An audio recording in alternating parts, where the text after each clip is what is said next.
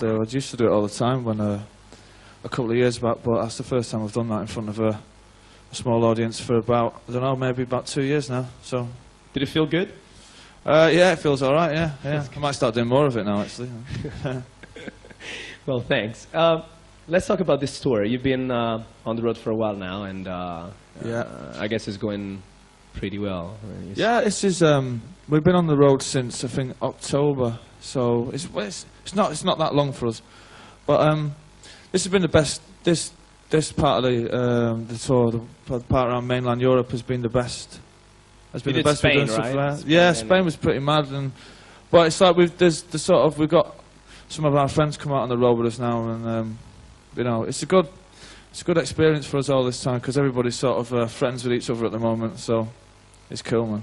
you get a good vibe out of. Yeah, we're having a good laugh. I mean, we haven't split up yet, so that's probably a bit of a record for us at the moment.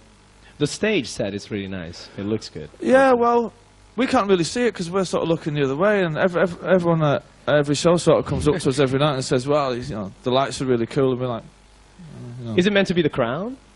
I don't know what it's meant to be. I don't know. It's just meant to be a thing. There's a lot of England there. I don't know. It's just meant. Well, I mean, we don't really. I'm not really into dressing up stages because I mean, everybody should be there to listen to the music. But I suppose when you're playing arenas as big as we're playing at the moment, then if you're in a crowd and you just stood at the back and you just see like 4 little people on the stage or 5, it tends to be a bit boring. So I suppose you've got to dress the stage up. But I mean, if these people like it, then I like it. So no, they love it. You could see yesterday they went crazy. And you sold out the tour in the States. Well, we only done 2 gigs. You have to add an extra date in LA. No, we're not. We've sold out some gigs in the States, but we're not going there till next year. So I mean, we've done a couple of gigs in New York and some TV shows and 2 shows with U2, which were all pretty good. But we've not been there for a full tour yet. We're going back there in, I think it's January or February. So. But after playing so many different countries, and of course your music just got everywhere in the world. Yeah. And what is the main difference between England, the UK, and all the other countries? I guess there is less pressure than. Well, there's not really that. Around Europe, there's not really that much difference. I mean, because Europe is sort of. I mean, the people are basically just the same in every country. You know, it's just that we all sort of speak different languages, really. You know, but I guess they have different and we've got a better football team than you have, as you might well have noticed. We'll talk about it. Let's wait for August. And yeah, well, you know, you're lucky to get there, mate. But but I think in Europe, people are generally the same. But in America, it's very, even though they speak English language, they're very strange culture they have over there. Very odd. But I mean, it's true though. But it is though, isn't it? But I mean, have you ever wondered why all the aliens always land in America? You know, work that one out. But they just. But basically, when like you're touring and sort of like everything is taken care of, you don't really get out to see that many places, so you don't really notice. I mean, all you do is see hotel rooms and. I guess most of the time the difference is in the media, like what they write. Well, we do come in for a lot of stick in the press in England lately, which is all right. We can handle that. But you know, and everywhere else around the world, they seem to concentrate more on the music that Oasis make. Apart from I mean, in England, people just write about Noel and Liam, and you know. That's what they care about. They care about what you guys do when you're not on stage, when you're not in the studio. I know, but it's quite. How do you deal with that? I mean, it's. Well, you just. I don't. Well. Why this kind of need to talk about your personal life instead of talking about me? you know. No, your need. I mean, their need. I don't. Well, I suppose because there's nothing better in England to talk about than to get. Well, there isn't, is there? I mean, there's a football team now. Yeah, but you know, we ain't that good. But you know, I mean, it's quite boring to talk about Noel and Liam all the time because we don't generally do anything that exciting apart from get drunk every now and again and. Which obviously is quite exciting to you lot over there, but I mean, sort of get drunk and have the odd boxing match. But I mean, you know, other than that, we're just sort of pretty normal. I think so anyway. So when you go to the States, for instance, it's just quieter, just more. Yeah, well, strictly into the music. Yeah. And the audiences are not as crazy as you lot or people in England. The audiences are a bit more laid back, but the media tend generally to concentrate on the musical issues of the band and not on what you had for breakfast, and stuff like that. And your album, this is the first album that, well, apart from your debut album. Apart from the other two, it's the first one. Yeah, apart from the other, of course. It's a... Oh, thank you.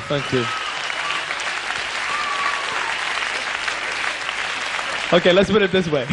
Your third album and latest album is the one you could spend more time working on. Yeah. But sometimes I don't know whether that's a good thing or a bad thing, spending... Yeah, tell me, was it good or bad? Was it, after all?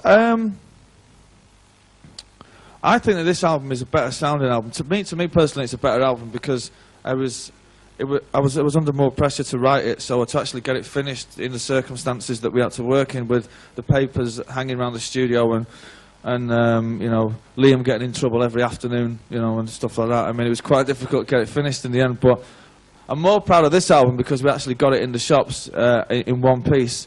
But I'm spending too much time in the studio. Sometimes you can get you can miss the point of why you're there, but you know, I mean, it just depends on what state of mind you're in when you go in there. We wanted to spend a long time recording the album because we spent such a short time recording the previous two albums, so we just wanted to do something different. The next time we go in the studio, we might do something completely different again. We don't know yet. So. And one thing I remember when What's the Story, Morning Glory came out. The press didn't really like that. I remember The Enemy and Melody Maker, they didn't like it. They didn't really like the first one either, I don't think. But then after a week, after we sold about 20 billion records, they said, then they changed their mind. Yeah. What was that all about? Well, the English press are quite funny people. On What's the Story, Morning Glory, they didn't like it at all. And then when it sold a lot of records, they decided that they did like it. And on this album, when they reviewed this album, they really, really liked it a lot. And then when it sold loads of records, now they don't like it anymore. So they have company meetings and they decide. I don't know. What the Who knows what goes in, what goes on inside the mind of an English journalist? Of course. Who knows? Who cares? As a matter of fact, anyway. Yeah. And you are the main songwriter. I mean, you write it all. The main songwriter. I am the songwriter. You wrote it all. I am the songwriter. Unless there's somebody else in the band who I haven't noticed yet. Okay, you are the songwriter. And that's more like it, thank you very much. At the same time, Liam writes music for the Seahorses. I know, what's all that about? I don't know. Well, is he good at songwriting? Does he try? Well, the thing with Liam is I've seen him, sometimes when you turn up at a sound check, he'll be playing my guitar or something. He can play a little bit of guitar, and of course he can sing. But you might have noticed that he kind of sing. But he's never actually come to me and said that I've written the song. So until that day comes, then I assume that he can't write music. But then you pick up the newspapers and you hear that he's written a song with the Seahorses. But is he shy? Like, does he? Is Liam shy? Is he afraid of you? No, in a way, he's afraid of. I don't think so. No, I don't think he's very shy, and I don't think he's very afraid of me or anybody else for that matter. Apart from my mother, I think he's terrified of my mum. Yeah, and his wife, of course. Of course. But he chose it. Yeah, well, yeah, there you go. And let's talk. First, I want to know about your what's going to happen next. I mean, of course, you're gonna be touring for another year. Yeah, we're gonna be touring for the best part of next year, and then probably take a bit of time off, get some sleep, and then I'll probably start to write another record, and then I don't know how long it will take to write a record. The last one took 5 weeks to write all the music and the words. So I assume if the next one takes 5 weeks. If we bird what the best part of the year, we maybe about another 18 months before you hear any more new songs from Oasis. But you know, which one do you think is the best song you ever wrote? The Master Plan. Any particular reason why? I like the words, but I also like. You may have noticed I'm the biggest fan of Noel Gallagher that there is, you know. But Well, I like. Good self-esteem. I think the Master Plan and Cast No Shadow. I think are my favourites. And Champagne Supernova. You don't play Cast No Shadow anymore. Not anymore. No, we got to go and promote your new records, haven't you? You see, you can't go promoting the old ones. I think everyone's sick to death of hearing the old songs. I mean, we're certainly.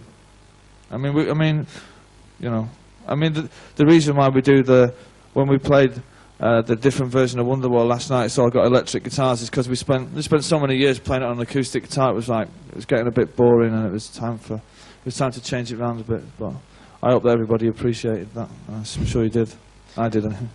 And there's one last thing.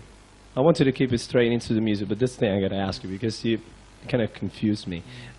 Recently, really? Yeah, recently on like Italian news, you said that kids don't take drugs anymore, don't get drunk anymore. No, I didn't say that. I said if you, I believe in freedom, in the freedom of the individual to do whatever they want to do. But I think that whatever you're going to do, whether it be, well,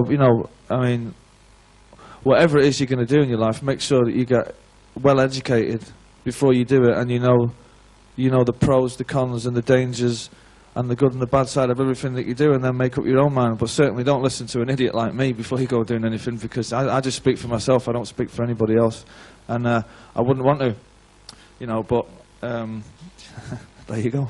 Yeah. And okay, one last thing. Are you planning to go solo at some stage of your career? Solo? Yeah. No. Not at all? No, go solo. No. No, I like being part of a group. I like being round Liam and Bonehead and Griggsy and Alan and the rest of the lads. I don't think I could go on stage with a bunch of session musicians if I didn't know and expect to keep the same vibe. I like being in Oasis, Oasis would be my last ever band. It was my first ever band, and I don't think anybody envisages the band ever breaking up. Sometimes we get into trouble and we get into arguments, and it might seem like we're going to break up, and we fall out and we call each other names.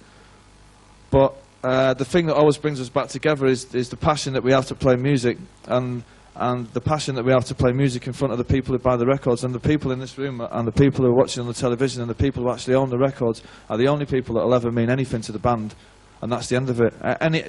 Sometimes little things tend to get in the way, but problems are there to be solved, and we always end up solving them and coming back and making great music, and that's all we aim to do for as long as anybody gives us the time to make it, or until we all get arrested and thrown in jail. I wish you can stay on top as long as possible. Well, we'll be around for a while yet. If you keep writing good songs, of course. I haven't written a bad one yet, so I don't think. Okay, thank you all. Cheers, thank mate. you very much. Pleasure. Ciao.